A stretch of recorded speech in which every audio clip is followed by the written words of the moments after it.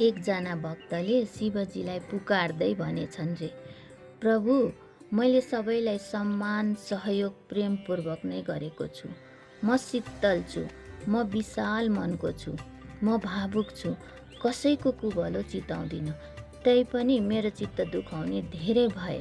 उनीहरूको दाँजोमा मेरो चित्त नदुखाउने मानिसहरू औँलामा गनिन पनि भ्याउँदैनन्, प्रभु भनेछ रे। अनि शिवजीले सोध्नु भएछ रे, तिम्रो चित्त दुखाउने को हुन् भक्त?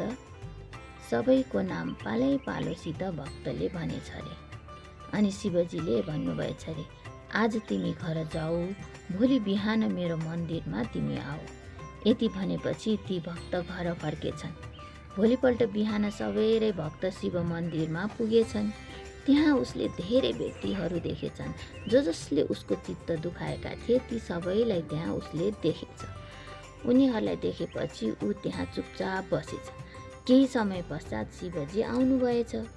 शिवजीले भक्तलाई सोध्नुभएछ, भक्त, तिम्रो चित्त दुखाउने व्यक्तिहरू यिनै हुन्? भक्तले भनेछ, हो प्रभु, यी सबैले मेरो चित्त दुखाएका छन्। अनि शिवजीले ती सबै व्यक्तिहरूलाई सोध्नुभएछ, तपाईहरू पनि मेरो भक्त नै हो। अब तपाईहरू भन्नुहोस्, तपाईहरूको चित्त चाहिँ कसले दुखायो?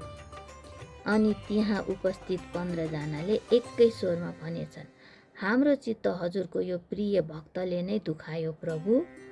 यिनी यति धेरै जिद्दी छन्, उनले भनेको सही मात्र हुन्छ भन्छन्, गलत त हुँदैन भन्ने भ्रममा छन्।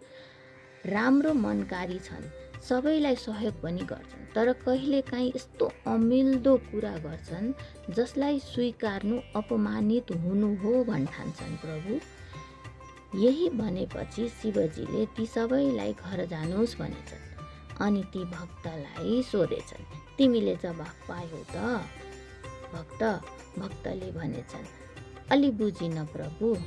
अनि शिवजीले भन्नुभएछ, तिम्रो चित्त दुखाउने व्यक्ति त एक मात्र रहेछन्, तर तिमीले चित्त दुखाएका व्यक्ति 15 जना रहेछन्। अब भन, तिमीले धेरैको चित्त दुखाएका रहेछौ कि तिमीलाई धेरैले चित्त दुखाए त?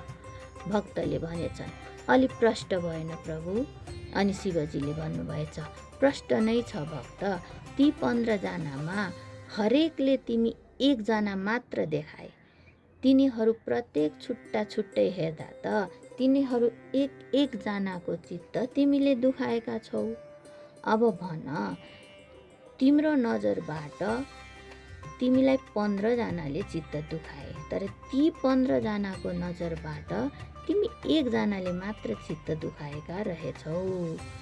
अब भन, तिम्रो चित्त धेरैले दुखाएका रहेछन् कि तिमीले चाहिँ धेरैको चित्त दुखाएका रहेछौ त? अनि भक्त झसङ्ग हुन्छन् र शिवजीलाई, माफ पाऊ प्रभु, मैले जानिन, अज्ञानतावश मैले यो कुरा बिर्सेछु कि जसले मेरो चित्त दुखाउँछ, मेरो कारणले पनि त उसको चित्त दुख्दो हो भन्ने कुरा मैले सम्झेको रहेनछु। यति पनि भक्त आफ्नो बाटो लागेछ।